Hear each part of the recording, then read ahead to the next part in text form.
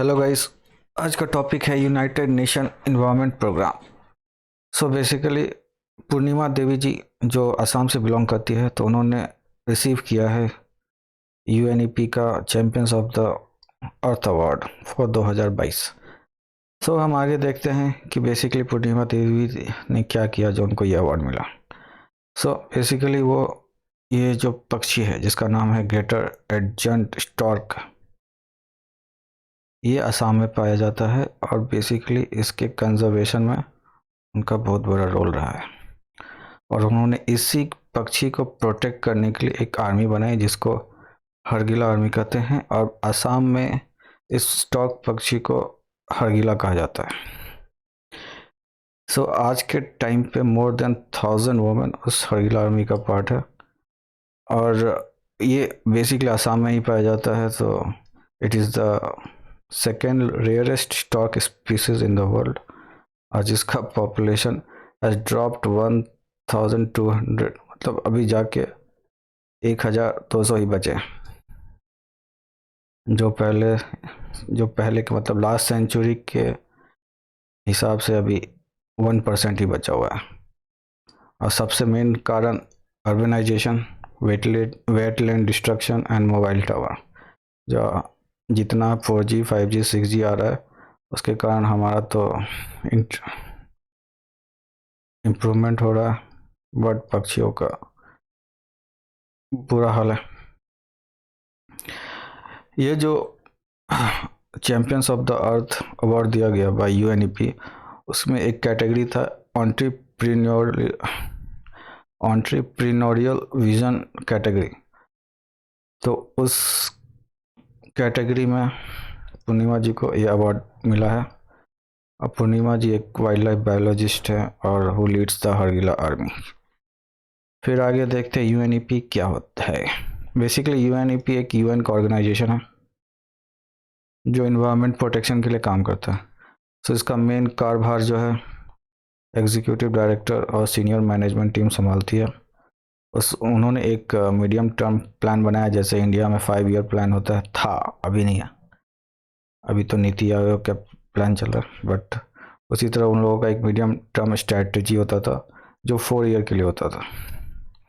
सो उनका एजेंडा क्या था? एजेंडा उनका सेट हुआ था जब यूएन का सस्टेनेबल डेवलपमेंट समिट 2012 हुआ था, जिसको हम Rio+20 कहते हैं, और ये ऐसा 3rd समिट था। तो उसमें उन्होंने एक एजेंडा बनाया था जिसको नाम दिया गया था transforming our world the 2030 agenda for sustainable development.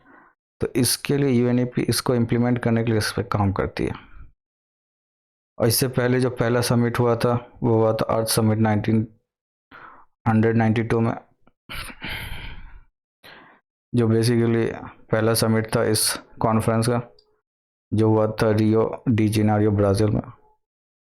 और सेकेंड समिट हुआ था जोहान्सबर्ग में 2002 में। तो इसको कहा जाता था Rio+10,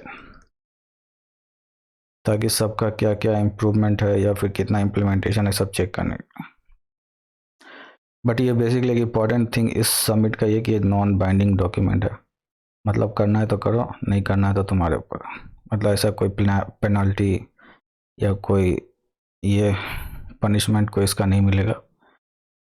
सो यूएनईपी बेसिकली में 193 मेंबर्स हैं, प्लस सिविल सोसाइटी, बिजनेसमैन। सो ये लोग सब मिल के काम करते हैं, और जिसका जो डिसीजन है यूएन असेंबली के थ्रू लिया जाता है, because it is the highest level decision making body. So आगे देखते हैं कि आगे यूएनईपी में क्या क्या होता है। यूएनईपी का हेडक्वार्टर है नैरोबी, केनिया। इसके एग्जीक्यूटिव डायरेक्टर हैं ईनर एंडरसन। ये इस्टेब्लिश हुआ था 1972 में। 10 साल बाद हुआ Rio+10, दैट इज़ 220। फिर 2012 में हुआ Rio+20। तो इसमें बेसिकली SDG सस्टेनेबल डेवलपमेंट का एजेंडा सेट किया गया था। और कुछ रिपोर्ट्स भी निकालती है यूएनईपी। उसमें पहला इंपॉर्टेंट रिपोर्ट है एमिशन गैप रिपोर्ट 2022। सो आप देख सकते हैं ग्राफ से कि सबसे टॉप में एमिशन करने में कौन है? चाइना, फिर यूएस, फिर India. So and then EU, फिर इंडोनेशिया, रशिया, ब्राज़ील। बट अगर आप पर कैपिटा एमिशन देखोगे तो USA टॉप पे है, फिर रशिया, फिर जाके चाइना, ब्राज़ील, इंडिया का तो कहीं नाम भी नहीं है, बट लास्ट में इंडिया कहीं दिख रहा है। सो बट इस पर कैपिटा इनकम और US का पर कैपिटा इनकम बहुत डिफरेंस है। फिर भी ये लोग COP में इंडिया को 27 में जो इजिप्ट में हुआ था उसमें इसको टॉप मतलब पॉलिटर्स का लिस्ट बनाना चाहते थे, डेवलप्ड कंट्री जैसे US, यूरोप, उसमें इंडिया को भी डालना चाहते थे, पॉल्यूटर्स लिस्ट। बट अब पर कैपिटा इनकम से तो पता चल ही गया होगा कि इंडिया कहीं भी बिलोंग नहीं करता लिस्ट में। सो आगे चलते हैं। हाँ, एक और इम्पोर्टेंट रिपोर्ट है जिसको कहते हैं an eye on methane, the international methane emission observatory 2022। अभी के लिए तो ये सेकेंड एडिशन रिपोर्ट था, बट अभी के लिए ये सिर्फ फॉसिल फ्यूल पे, हाँ मतलब फॉसिल फ्यूल्स पे इम्पोर्टेंस देता है, बट बाद में फ्यूचर में हो सकता है एग्रीकल्चर को भी टारगेट करे, क्योंकि आप देख ही सकते हैं 40 से 46% मीथेन एग्रीकल्चर से ही आता है। सो इट्स लाइक अब डेवलपिंग कंट्रीज को टारगेट करने का नया हथियार मिल गया लोगों के पास। सो ये UNEP का champions of the earth award जो दिया गया है पूर्णिमा देवी जी को, तो उसका बेसिकली फंक्शन होता है कि ऑर्गेनाइजेशन मतलब individuals and organisations whose actions have transformative impact on the environment, तो उसके लिए ये अवार्ड दिया जाता है। तो उनका एक ऑर्गेनाइजेशन है हरगिला आर्मी, तो उनका एनवायरनमेंट पे इम्पैक्ट है स्टॉक को प्रोटेक्ट करने के लिए,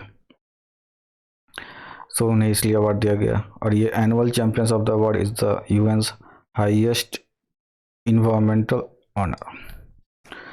अब आते हैं UNGA का। UNGA बेसिकली UN का ही पार्ट है, मतलब one of the internal organisation of UNGA, जहाँ बैठ के बातचीत करते रहते हैं लोग कि क्या क्या काम करना है। तो उसी में 2021 से लेकर 2030 तक एक UN decade on environment restoration रखा गया, जिसके अंडर रिस्टोरेशन का काम होगा हर कंट्री में of the environment, country of restoration of environment, और इसका ठेकेदारी अपना UN programme and FAO, food agriculture and organisation, ये बेसिकली फूड सिक्योरिटी पे ज़्यादा इन्वॉल्व होता है। ये भी UN का ही पार्ट है, बट फूड सिक्योरिटी पे ज़्यादा इम्फेसिस करता है rather than environment, but UNEP proper environment के लिए ही बनाया गया।